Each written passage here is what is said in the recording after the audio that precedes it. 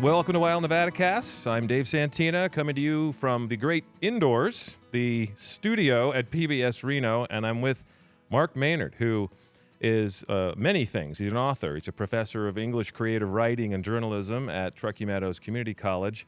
He's also a documentarian, a filmmaker, and that's why you're here today, because you've been all over the state of Nevada producing a documentary about the drink that is sort of considered Nevada's state drink, although unofficially at this point it has been apparently proposed in the legislature and defeated, but the pecan, right? The Picon Punch. Picon Punch, yes. And so you made a film about this. We did. Called Piconland.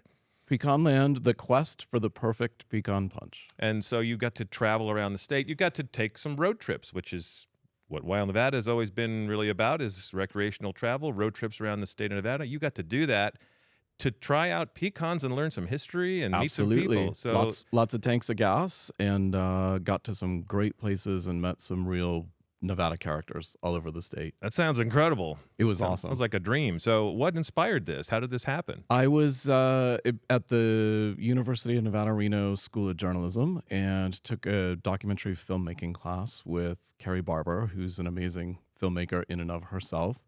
And a group of both graduate and undergraduate students got together, and I pitched this idea as a film. It was always something I had a lot of interest in growing up in the state. Had traveled the state with my dad since I was young, far too young to be drinking pecans. But we would spend a lot of, anytime we had a chance to go to a Basque boarding house on our road trips and get a big meal. And there was always this really fun animated group at the bar. Didn't seem to matter what time of day, if they were open for the big lunch or the family style lunch or in the evenings.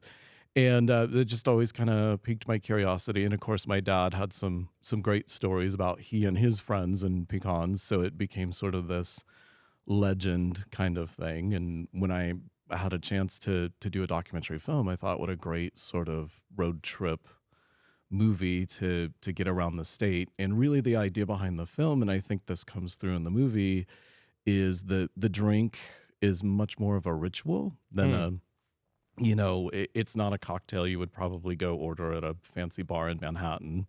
Right. Would they even know what it is? No, they wouldn't. It's really regional, and there's some interesting stories behind kind of its origins and a lot of mystique behind it. But it's this ritual that people partake in, and so it became a great lens on sort of the Nevada Basque culture and the rural Nevada communities that it's such an important part of. Okay, so you decide to tell this story. How do you do it? Where did this story take you? How did you make it happen? Well, mostly my director of photography, Richard Benarski, and I would do road trips on the weekends. We were still in school. I was teaching, so we had to really squeeze time. As you know, Nevada's a real small state. Quick drive across the state in a weekend. No problem. We first of all got some great experts together on the film. Mike Higdon, who used to write for the Reno Gazette-Journal and does some great photography and writing still here in Reno, had done a ton of research on it. He was one of our first sort of experts. We knew that Dave Bobzian, when he'd been an assemblyman, had tried to get it to be sort of legally the official state drink. And, contacting people who own the bars, run the boarding houses, and sort of set up a list. And then we just hit the road. There was another person, Gage Smith, who has an amazing group called the Pecan Drinkers of the American West. That sounds like a fun club. It's absolutely, and he does a new T-shirt every year for the club and everything. So there's these really kind of quirky characters associated with it that we would start to find, and just call them up and say, "Can we come sit and visit with you?" And then we would sort of plan our road trip, map it out. Winnemucca and Elko in a quick weekend out and back, and so that's sort of how we got it going. Well, I've been to Winnemucca and Elko a couple of times over the years, and I'm pretty sure that I had at least one pecan in one of those places, maybe more than one. So, what are the places you have to go to in those towns to get the pecan? In Winnemucca, definitely the Martin, Mhm. and it's on the historical registry. I mean, it's worth it just to see the building itself. There's kind of a unique history to that. It used to be a brothel. It has these amazing Italian tin tiles on the wall that sort of tell their own unique story of what the building used to be. They have gatherings in the back room. They do live music. And most of these places, you don't just go for the pecans, you go for the food. You Yeah. get this Western American Basque cuisine, which is, different in some of the different places that you go, but it's these amazing multi-course meals. You sit down family style, you sit with a bunch of strangers, leave with a bunch of friends by the end of the night. Yep. So definitely the Martin in Winnemucca. We were well treated in the Martin for one of the Wild Nevada episodes. Absolutely. And it was a long night Yes. and a really enjoyable and memorable night. But yeah, if you go into a place like that to have the meal, give yourself the grace of some time and look at it as an experience. Absolutely. And almost like it's a cultural experience in a way. Absolutely. You're being introduced to this way of life, and there's nothing I don't like about a big long meal full of great food. No, and it just keeps coming. It's really fun, to bring somebody new to a Basque restaurant and watch them eat that first course, start really loading the French fries on their plate, and then they start bringing oh no, that was just the soup and the salad. Here comes the platter of steaks. Here come the Right. oxtails, and by the end, you're sipping the wine that they keep pouring, and you maybe got a few pecans on the table, and they have this great feeling of satisfaction, and then they start bringing out the ice cream and the dessert, and it's definitely an experience, and you have to pace yourself. So that's the Martin in Winnemucca, and then you were also in Elko. We were in Elko. We went to the Star, which is sort of the ubiquitous Basque hotel there, and they still have these places that a lot of people think of as restaurants were originally boarding houses. And Yep. so the Basque sheep herders who would be out in the fields for most of the year in the winter would come and live in these boarding houses, and that's why there are these big meals. They would ring a bell and bring them, downstairs for dinner, and that was part of, their room and board. And even though there aren't any more boarders in any of these, Scotty Yagoa out at the Star is converting some of those rooms upstairs into hotel rooms so people can kind of have that experience. You'll still hear the bell get rung like they used to for the boarders. And so, it's not just enjoying a meal. It's not just a foodie experience or a cocktail experience, but you're kind of living history of those places as well. When you were mentioning Winnemucca, I had a flashback to what turned out to be a boarding house. I had no idea that it was the Winnemucca Hotel, Yes. which no longer exists. Right. But we did an episode of Wild Nevada in the Winnemucca Hotel and had not visited in advance. We didn't really do a lot of scouting. That's Right. a long way away from Yeah. home. So you just call somebody, arrange for a place to stay. And they were very accommodating, happily traded rooms for a mention of the fact that we've stayed there. Sure. And, the oldest hotel in the state, as it was being described at the time. I thought, well, this is fantastic. What a deal. And then you show up, and the first floor Yep. was a bar and a Basque restaurant. Yep. And we had a fantastic experience. I think that was my first ever pecan, Okay. was at that bar. And then we had a lovely meal after which Chris Orr and I retired. She went to her room. I went to my room, which was upstairs, and realized, this is not really a hotel. Yeah. This is a sort of a flop house at this point. Right. And they didn't care if we They didn't need to have us pay for rooms because those rooms were empty no matter what and unkept. There was no lock on the door. The beds looked like they were borrowed from a local prison. The bathroom was a shared bathroom down the hall, where you realize back in the day that was pretty common. Yep. But there was no lock on that door either. It was not the greatest experience. No turn down service? No turn down service. I actually put a chair under a doorknob like I was in a movie, just to give myself some sense of security. Sure. And then turns out that our producer and our audio guy realized that evening that they had forgotten something back in Reno. Batteries, they claimed, and they came back and spent the night in Reno and drove back out in the morning early to get to us. And I'm still not convinced to this day that they just didn't look around and say, no, we're going to go home and sleep in our own beds. But I can't prove it. It's just a thought. But that's what my first memory of a Picon is, in that no longer existing hotel. Yes. Which was the least hotel-like of any hotel I've ever stayed in my life, and has now been razed to the ground. So maybe that says it all right there. Well, that's an interesting point, though, and that's something that we cover in the movie, is that to run one of these places is a real commitment.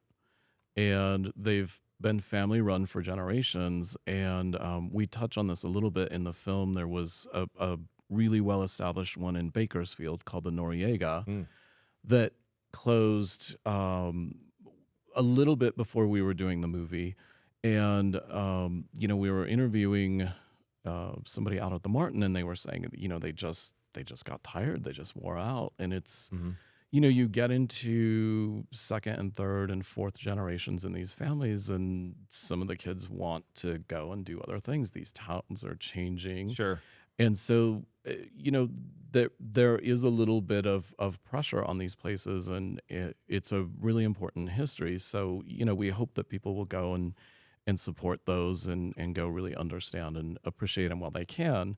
There's some good news too. When we originally shot the film, the Santa Fe here in Reno had closed down, and it's now reopened. It's called the Fe, and it's got a little bit more of kind of a sports bar theme. It's a modern Basque place, but it still has more of the Basque country pinchos, which are like the tapas there. And so it's fun to see sort of this get reinvented, but still stay and keep that heritage, but also do new things with it as well. I think that's the way to keep it alive. Absolutely. But the origins stay as the foundation. So, yes, absolutely. And so this drink, did it originate in Nevada? It's considered a Nevada drink. It's considered a Nevada drink. It really, as somebody in the film calls it, it's a Western American cocktail creation, and that's kind of the best way to describe it. It really originated in San Francisco because that was sort of the point of disembarkation for a lot of the Basque immigrants coming over, and they would often travel by train to these different places where they would get contract jobs to herd sheep and cattle, a lot of those in California's Central Valley or in northern Nevada.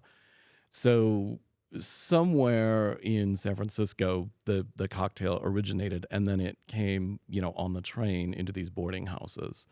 The reason it's called a pecan punch, and a lot of people will hear pecan and think of the nut. It's spelled differently. It's Picon, and that is kind of an interesting story in itself. Gaetano Picon was an Italian serving in the French army in Algeria, North Africa, and developed this liqueur that he named after himself, obviously, that had quinine in it because of its anti-malarial properties in North Africa. Okay.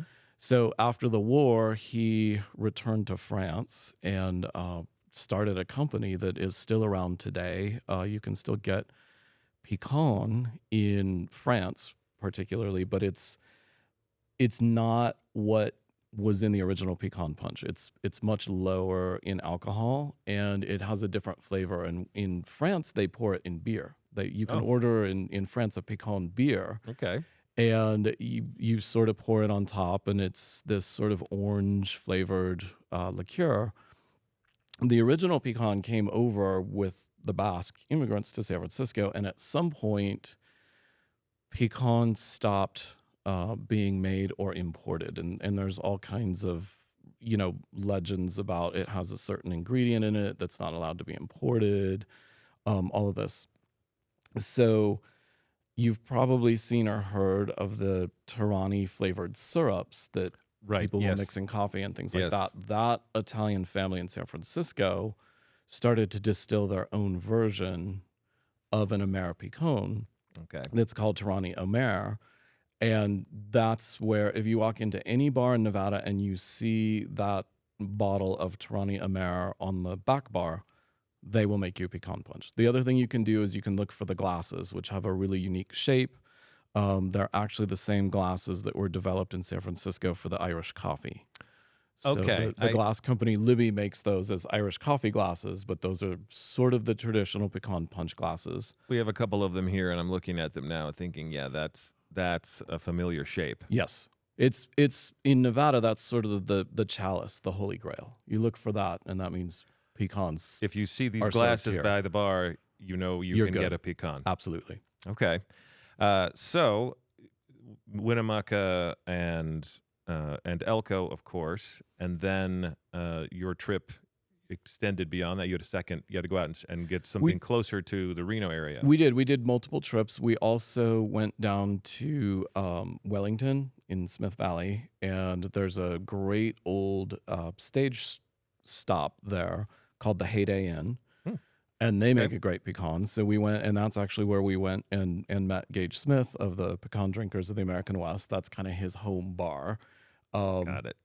And so he invited us down there so that we could see that. And then from there, we came up through Gardnerville and went to JT, which is an amazing historical Basque restaurant. That's a very well-known place. I've heard that name many times. Yes, absolutely. Famous for their, dollar bills on the ceiling, and one of those, you feel like you're in an Old West saloon. And they do it differently. They don't use those traditional glasses. They use a little short highball glass. So that's kind of their trademark. The star in Elko does not put club soda, which is one of the key ingredients to a pecan, unless you're from Elko and then you say, no way does club soda go in a pecan. And so, we asked Scotty Yagoa, the owner of that, about that. And, we were expecting this real cultural reason for that. And he said he talked to a previous owner, and one night in, I think, the 1960s or 70s, the bar was out of club soda and they made pecans without it. And then they just said, okay, this is how we do it now. All right. So that's how things get started. After we did JT in Gardnerville, we went to the Overland there as well. They do a great pecan. And then, we had to hit Reno, and we did Louis Basque Corner. The Santa Fe was not open at the time. As I said, it's now reopened. And, there are a lot of non-Basque bars that have adopted the pecan as well. It's a Basque American cocktail, but it's also a Nevada cocktail. So a lot of the early Italian families that started restaurants and bars, they saw this cocktail. They said people really like it, so they would adopt it. So Casale's Halfway Club has it. Sure. The Coney Island in Sparks has it. So you'll find it, the Copenhagen in Sparks. So it has become, it still has those Basque roots, and it's still, I would definitely still call it a Basque Nevada cocktail, but it's also a Nevada cocktail. Yeah, and it makes me wonder about my family. My grandparents came from Italy on my father's side to Elko, worked on the railroad. And I now wonder if they were drinking pecan back then. They likely were. This was in the early 1900s, 1910 to 1920. The timing would be about right. I had no idea. See, my grandparents weren't alive long enough for me to get old enough to have a drink with them. It's a family tradition. Maybe they would have toasted me with a Absolutely. pecan. That would have been fun to do. Well, I will try to carry it on even without them, and be a representative in their honor. In their honor, it's only the right thing to do. It is. So road trips are a blast usually, and people are the reason. You meet people on the road. You don't know who you're going to meet up with. Sometimes you have surprises. Sometimes you have, scheduled meetings. But I always enjoy the people more than anything on road trips. And did you make connections? Did you make friends? Did you meet people you didn't expect to meet? Absolutely. The first and foremost is we were meeting with a lot of the bartenders, the owners, the managers of these places, and they're not employees; they're caretakers. They're caretakers of a tradition. The family that runs JT, it's multiple generations. We spoke with one of the younger generation, Etienne, and he was amazing. He's so passionate about the tradition, the culture, the food, the drink. He was on his way on a ski trip to Colorado, and his goal was to drink pecans at the top of all the 14,000-foot peaks that he could. So I still haven't heard if he reached his goal or not. But, it's this great sort of portable thing that, it's amazing that the drink hasn't caught on in other places. It still kind of stays in this region. Right. Because it's fun. The one thing is you hardly ever see anybody in one of these places drink a pecan by themselves. It's a social drink. It's a social drink. And even if they've gone in by themselves, if somebody sees that glass in front, it's come over here, come on, where you can't drink a pecan by yourself. It's almost like a signal. Absolutely. To others. Hey, I'm having a pecan. I'm open for some socializing. Absolutely. And even though it's a fairly complicated drink to make, I mean, there's a few steps to it. You go to some of these places and you'll see the bartenders will line a dozen up and make them all at once because they know there's a big party that needs that. Somebody can't get a head start on these. You really got to know who's had how many because it matters. John Aran out at the Martin, who has owned it for years, was amazing and gracious and gave us, great background and insight into it. Scotty Yagoa out at the Star in Elko, and then we stopped at a newer place, the Ogie Deli. And where is that? It's right in downtown Elko, not too far from the Star.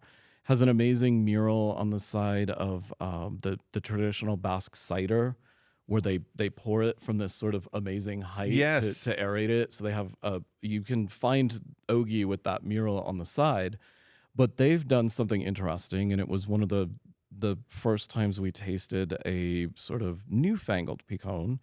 The depot here in Reno distills their own amer that is, and that's what Picon is it's an amer. It's a traditionally Italian style of a liqueur. It's very usually herbal, sort of an aperitif. So, pecans are also very good for the digestion. That's my medical advice. That I appreciate that. Absolutely. So I will take that under advisement. Yes.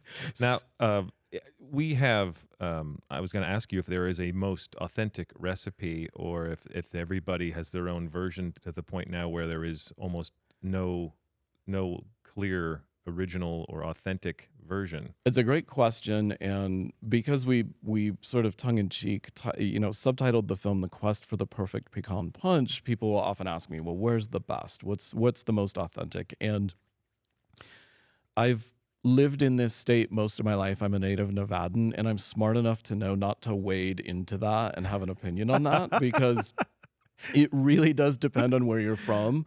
And there's very much a home team pecan in Nevada, and you talk to people and they will tell you that Bruno's in Gerlach has the best, or the Star in Elko. It's provincial. It's provincial, and it's it's very personal. Do not stir up trouble by questioning the quality of the local. Yes, Got exactly. It. Speaking of stirring, you have been kind enough to bring ingredients so that we could actually sample one of these. Absolutely. I would love to try the Mark Maynard version of the pecan. Sure. Is it picon or pecan? Can you say pecan? You can say pecan. You can say pecan. I mean, That's what's so interesting about it, and that's what I love about the drink is, you would have to ask the Italian infantryman who was in the French army in Right. Algeria how he pronounced his last name correctly in the 1800s. So, Fair enough. in France, they'll pronounce it a certain way. Of course, you have both, the Basque Country being sort of provinces, some that are within Spain, some that are within France. They have their own language. If you get close when you order it, they'll know what you mean. Gotcha. Okay. Well, let's make one. Sure. Introduce me to these ingredients as you bring them up. Sure. So the first thing is we've got you want to have ice. So let me grab my ice real quick. Oh yeah, I grabbed a bowl of ice earlier just to it is contribute something. Like Revenge, the pecan is a drink best served cold. So we always put it on ice. Very nice. Well, as you're scooping and we get great sounds of ice clinking and falling onto the table here. I will shout out the documentary. It won an award in the big, what is it? The Dam Short Film Festival in 2023, in February of 2023. It won Best Nevada Film, and that's in Boulder City, right? That's in Boulder City, hence the Dam Film Festival for Hoover Dam. And that's what's really interesting is that it's this very Nevada cocktail, and yet you won't find it in Las Vegas. And you also really won't find the Basque food or a Basque boarding house in Las Vegas. And is that because just there was no one there at the time that the Basque were? It wasn't as you can imagine from the geography and the climate. It Right. wasn't a real great place to herd sheep or cattle, which is kind of when the Basques came over. Those were the jobs. There's they a found. reason people don't wear wool jackets in Las Vegas. So why would a sheep want to be there? Exactly. So there is a great Basque club in Las Vegas. It's the Lagoon Onak Basque Club, and because I realized when we went to the Dam Film Festival, the festival people were so kind, and they decided to celebrate. At the after party, they were going to make pecan punches.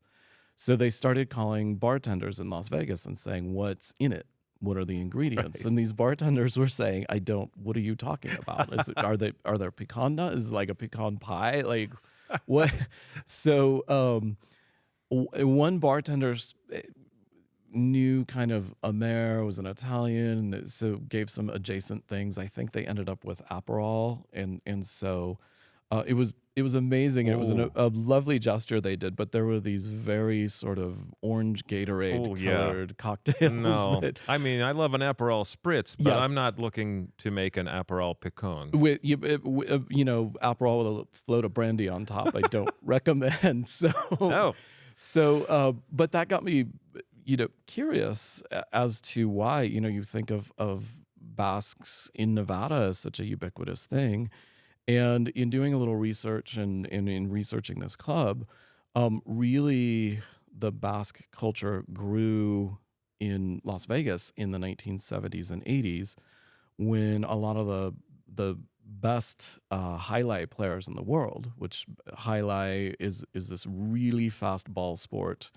I met some of the players and they brought one of the balls. And even though they're hard rubber covered in goat skin, I would describe it as about the size, density, and hardness of a pool ball. Okay. And they hurl these things with a wicker basket at close to 200 miles an hour, right, on this walled court. And but that was sort of one of the seeds of the Basque community in Las Vegas were the highlight players that came in. So there weren't the Basque clubs, there weren't the restaurants, the traditions weren't there. So it wasn't until these players came over and they sort of met each other and got married, and their families sort of created this community, but it doesn't have that boarding house history, and the cocktail kind of never made it there.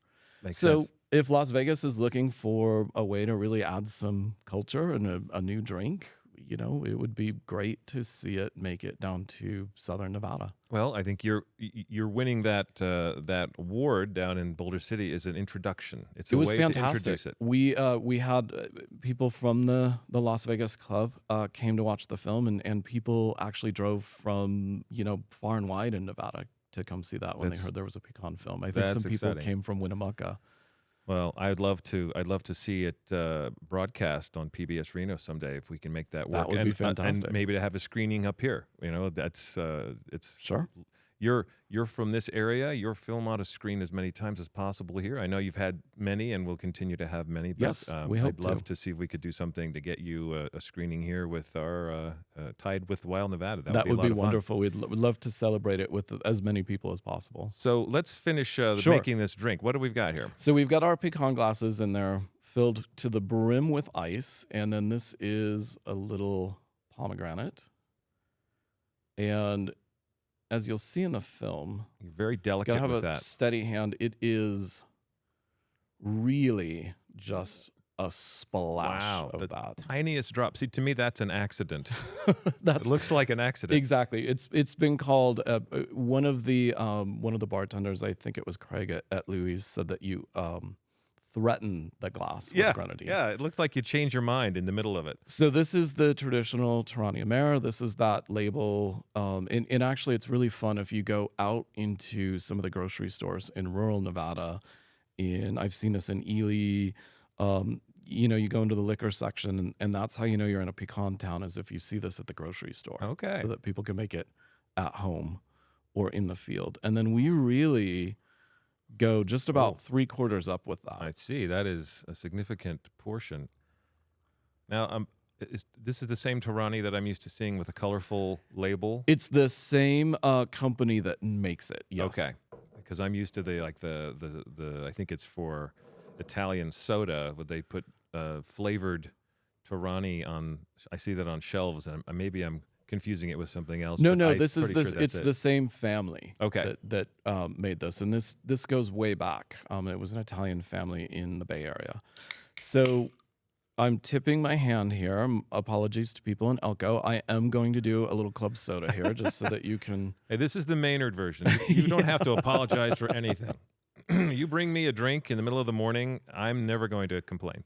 So we've got a little club soda in there, and then because this is pretty high proofed, but not quite enough. So this is 78 proof, just to make sure. You've got to float some brandy on top. Of course. So you want to make sure that you get that nice, full, high octane. Ooh, and this is pecan. not. So you float it. You don't stir this in. You float it, and then I now see. we stir. You have a tool. And there is a very, it really, this is also bar specific, how many times it is stirred. Oh, really? What is the rule? It depends on the bar. And, Okay. and when you watch the film, different bartenders will give their different recipes. And not only the number of times it's stirred, but also, is it clockwise? Is it counterclockwise? Some do sort of a serpentine. The stirring is very important. And then the lemon on top is very important. And you give it that twist and get that lemon oil in there. This is making me feel ready. And my mouth's watering a little bit. Etienne at the JT in Gardnerville says that the lemon on top makes it look like a Basque man. He says that's the beret that goes on top. So all right, it's not just a decoration. Work our it way has around a the purpose. microphone, All right, yeah. so- This is the scary part where I Yes. try not to spill anything on electronics. Yes. But, now I understand from Scott Igoa at the Star from our show Food Notes. We did a segment at the Star, and he said that the toast that they use is osasuna. Osasuna. We were trying to figure out. So this is new information. Now we'll have to do the director's cut. So if you're a listener, if you're able to go to pbsreno.org and find Food Notes, the episode at the Star, you'll see Scott say osasuna. So we can say that osasuna. Osasuna. Let's give it a try. I'm going to sit back a moment so that I do not spill this into anything that costs money.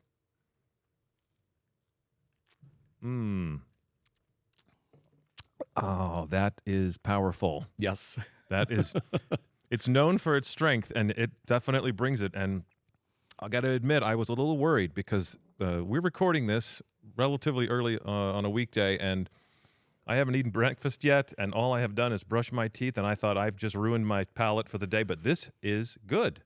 This is a strong flavor, but for someone who, I don't go for incredibly strong drinks normally. Sure. But I'm going to have another sip. And it's interesting, and this was something that that Mike Higdon brought up when we interviewed him in the film, is that there haven't been a lot of people that have experimented much with this. I brought a couple of other Amers. As I said, the depot in Reno makes one now, and that's the one that we tried at Ogie Deli. Does a really nice. And all Amers have different flavors and flavor profiles to them. So I recommend that people that are interested in pecans and have tried them with the Torani, try them with especially the Depot, because this was really intended to be made for pecans. A lot of the other Amers have similar flavor profiles, but they're more generally Amers. A lot of those are Italian. There's a place in Colorado that makes one called Golden Moon that's good in a pecan, but it's fun to kind of riff on it a little bit too. Yeah, I think that this is a kind of drink you can customize a little bit. Yes, absolutely. Well, it's funny that the people mistakenly spell it like the nut, because it does have a bit of a nutty flavor to me. And I'm no food host, so I don't have the palate to describe and to feel the nuances. But this is a drink that a lot of people talk about getting through one, and then getting to your second one, which you like more. I like this one. There are a couple of sayings I read about this. The first one's the pecan, the second one's the punch. Yes, and then the classic is one's not enough and three's too many. Yes, exactly. Well, I could do more than one of these. Sure. This is actually more flavorful than I remember, and easier going down. Now, it's possible that over the years I've greased the skids for it a little bit with other drinks, but I think that this is quite tasty. I would order this. Yes, and probably I might go with one too many. I probably would end up with the third one and be sorry, but it's really good. And so my compliments to the bartender. Well, thank you for bringing this in. It's delicious. Well, and thank you for being a great host and allowing us to do this. I love it. We're coming up on 10 in the morning. So. I know it's a silly time of morning to be doing this. Although, as you say, this is authentic because in those bars across the state of Nevada, there are people right now having pecan. Absolutely. So we are in league with them. Yes. It's in spirit with them. Absolutely. All right. Well, we need to wrap it up. We've already taken more of your time than we intended. But where can we find you? Where can we find more information or find you online? The best way to find information about the film is on Instagram, and the handle is Piconland, Piconland. And whenever we're doing local showings, whenever we're at festivals, we've been in festivals actually all over the world. This is shown in Albania. It is shown in France. We took it to Texas. And hopefully we'll be doing some more local showings soon. So please check us out on Instagram at Piconland. Nice.